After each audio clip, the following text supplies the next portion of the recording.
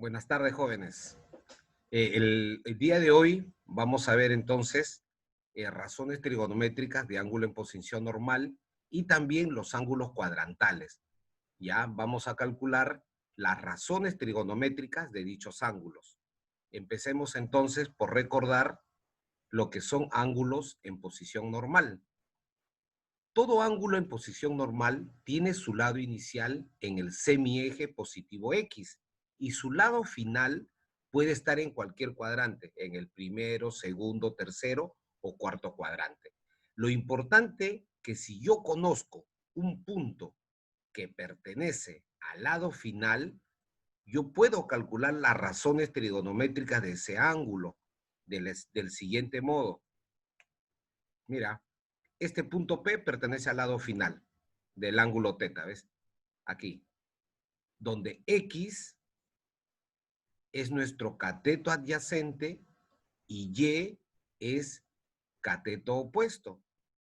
Esta R minúscula, que es longitud desde el origen hasta el punto, le llamamos radio vector, que para nosotros, para mis ejercicios, va a ser la hipotenusa, ¿ya? Y sabemos bien que si tengo cateto adyacente, cateto opuesto, puedo aplicar el teorema de Pitágoras, claro.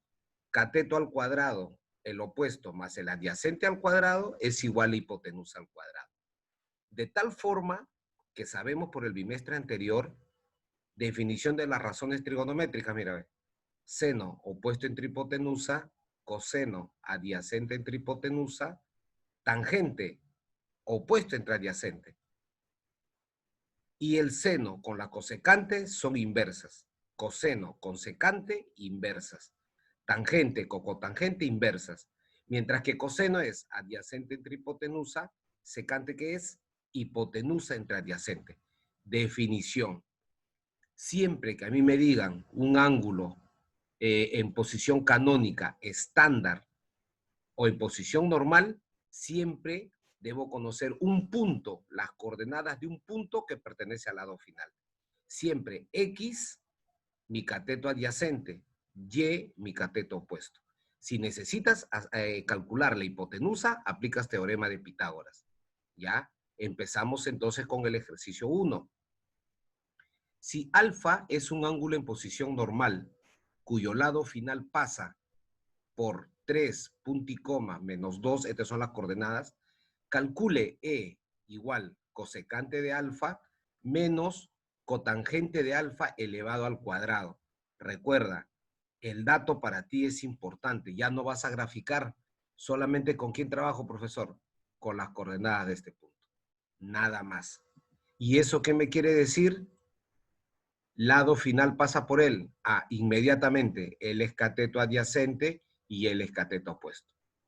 Como tienes cosecante, de todas maneras tienes que hallar la hipotenusa, aplicando teorema de Pitágoras. Ya, necesariamente tengo que hallar el teorema de Pitágoras. Hipotenusa al cuadrado es igual a los catetos al cuadrado. 3 al cuadrado más menos 2 al cuadrado. Pero recuerda, todo número negativo elevado al cuadrado es positivo. Acá es 9 y acá es 4. Si yo sumo 13, ¿qué número entero elevado al cuadrado me da 13? No hay. Entonces, profesor, operación inversa a la potenciación, radicación. Entonces la hipotenusa se queda como raíz de 13. Una vez que tengo raíz de 13, voy a calcular mi cosecante, pero elevado al cuadrado, y la cotangente también elevado al cuadrado. Fíjate que acá tengo la definición de cosecante, ¿ve? Hipotenusa entre cateto opuesto. Mira, cosecante de alfa, hipotenusa entre cateto opuesto. Y como me pide al cuadrado, de frente elevo al cuadrado. Sabemos que raíz de 13 al cuadrado se simplifica. 2 con esta raíz. Me queda 13. Profe, pero acá hay negativo. Elevado exponente par sale positivo. 2 al cuadrado, 4. Check porque esto está bien. Al cuadrado. Ahora vamos a cotangente. Cotangente es adyacente, 3 entre menos 2. Profe, pero tiene que estar elevado al cuadrado. Sí, 9 cuartos. Ya sabemos que el negativo elevado a exponente par siempre sale positivo. Ya pues, jovencito, ahora voy a restar. E va a ser igual a ¿quién? 13 cuartos menos 9 cuartos. A ese tipo de fracciones se les denomina fracciones homogéneas.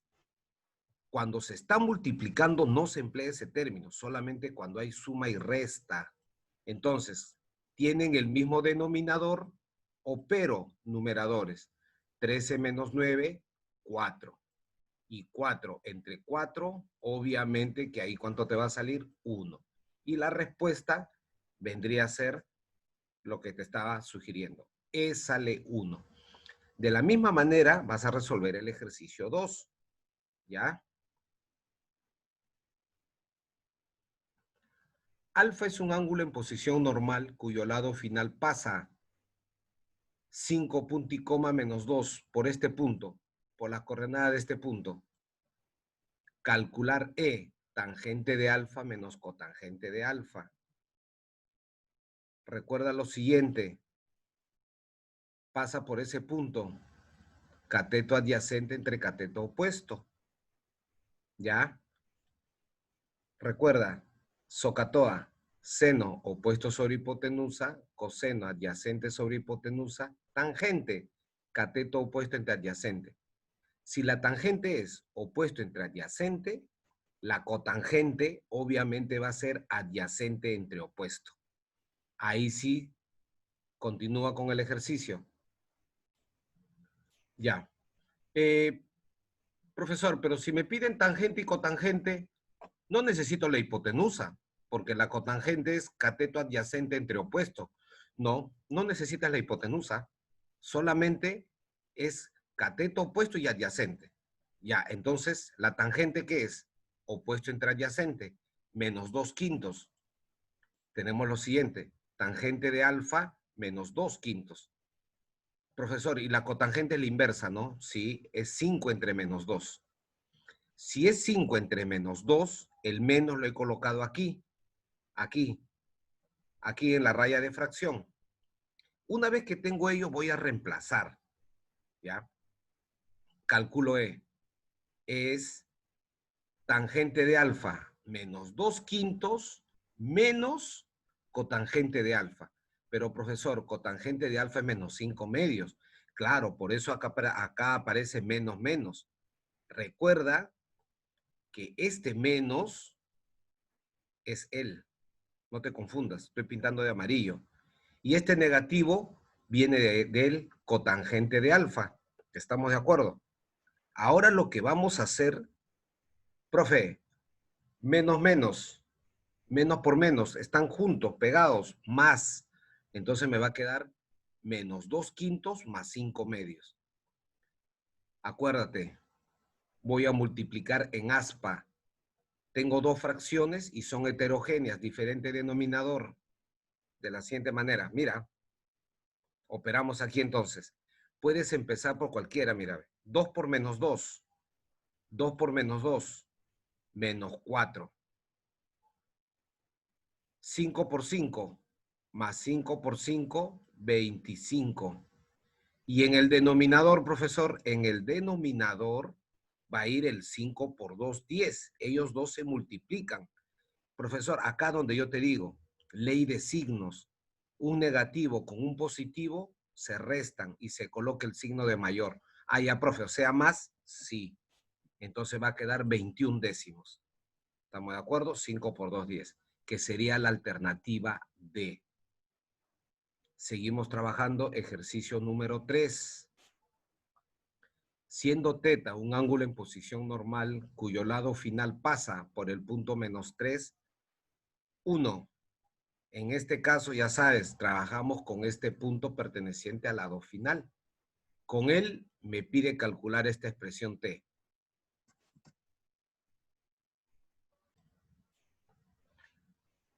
Lado final pasa por menos 3, punto y coma 1. Ya, profesor, entonces este X y Y, 1 vendría a ser cateto opuesto y el cateto adyacente es X, la primera componente menos 3. Como quiero coseno y coseno es adyacente entre hipotenusa, teorema de Pitágoras, catetos al cuadrado y sumo raíz 10. Obviamente, hipotenusa es raíz de 10, ¿ya? Entonces voy a reemplazar. ¿Quién es el coseno? Adyacente, menos 3 entre raíz de 10. ¿Quién es tangente? 1 entre menos 3, o sea, menos 1/3. Ya ves, el menos le he puesto en medio en la raya de fracción. Ya pues, jovencito, ahora reemplazo. ¿Dónde voy a reemplazar? En la expresión t. T es igual a raíz de 10 por coseno, menos 3 entre raíz de 10, más 12 por tangente, que es menos 1/3. Recuerda, acá dice bien claro, es por todo número, todo coeficiente, número que está pegado a la razón trigonométrica, está multiplicando. No te olvides de ello. Ahora, sabemos que primero la jerarquía lo tiene el producto. Yo no voy a sumar menos 3 más 12, no, porque este 12 bien claro está ahí, está multiplicando. Entonces, profesor, en una multiplicación simplifico. Arriba, abajo. 12 con menos 3. Profe, está multiplicando. Claro, simplifica. Tercia 1 y obviamente aquí tercia 4. Mira, menos 3 más 4 por menos 1. ¿Cuánto es 4 por menos 1? Menos 4. O sea, profe, me va a quedar menos 3 menos 4. Ahí sí. ¿Y qué es lo que pasa ahí? Ya pues, signos iguales se suman y se mantiene el signo común. Por lo tanto, mi respuesta es menos 7. ¿Qué tienes que tener en cuenta bastante en este capítulo? Ley de signos, ¿ya? Bastante cuidado con ellos, porque si no me puedes decir que es menos 1, me puedes decir que es 1, ¿ya? Sigamos entonces. Ángulos cuadrantales, ¿ya?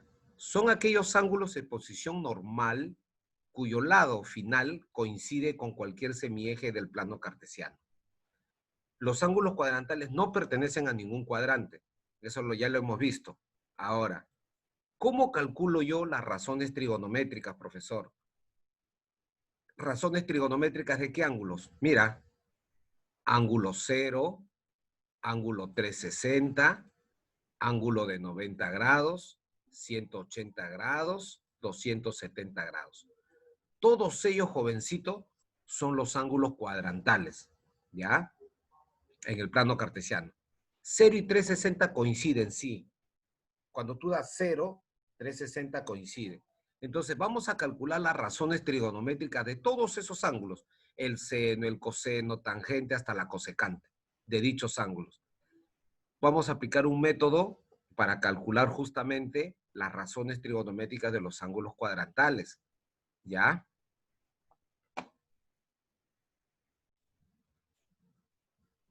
Oionín. Io, noni. ¿Recuerda? Oionín, io, noni. Pero para nosotros, para completar justamente mis razones trigonométricas en esta tabla, el O lo voy a considerar a 0. El I lo voy a considerar 1. El N, obviamente, él me quiere decir no definido, no determinado. Ya, él nunca te voy a preguntar. Siempre va a ser 0, 1 o menos 1, que ahorita te voy a explicar. Ya, profesor, entonces, cuando usted me pida completar la tabla, yo me acuerdo primero de quién. Oionín y Ononi. Ya. Primera columna, empezando por la izquierda, aquí. Oionín. Ya, profesor. El otro, la siguiente columna, Iononi. Ya. Lo mismo que hemos hecho en estas dos primeras columnas, vamos a hacerlo en la tercera y en la cuarta columna. Lo mismo, pero dándome cuenta de algo, que en lugar de 1, le voy a colocar menos 1. Ah, profe, o sea que acá va a ser también igual, Oionín y Ononi, pero donde veo 1, le voy a colocar el menos. Así es. Y ya completé mi tabla de ángulos cuadrantales. Mira, Oionín y Iononi, donde en lugar de 1, ¿qué hemos colocado? -1. -1 y aquí. Y con él ya completé mi tabla de las razones trigonométricas de los ángulos cuadrantales. Recuerda que si a mí me pidieran, ejemplo, cosecante de 90 grados, me fijo aquí, cosecante ¿de quién, profe? De 90 grados. Ah, ya. Donde se intersecta. Cosecante de 90, ¿quién es? 1. ¿Estamos de acuerdo? Con esta tabla me vas a calcular, halle el valor de la expresión siguiente. Ejercicio número 4. Reemplazamos valores en la expresión E.